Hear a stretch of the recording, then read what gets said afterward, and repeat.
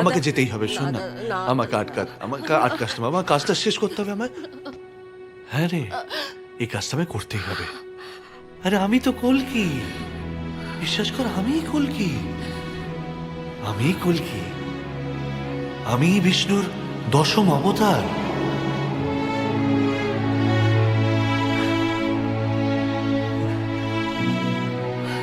বিষ্ণুর দশম অবতার। ফেরার হলো, তারপর একটার পর একটা খুন করতে লাগলো। তখনই বাধ্য হয়ে তোমাদের কাছে আসতে হলো আমাকে ওকে আটকানোর জন্য।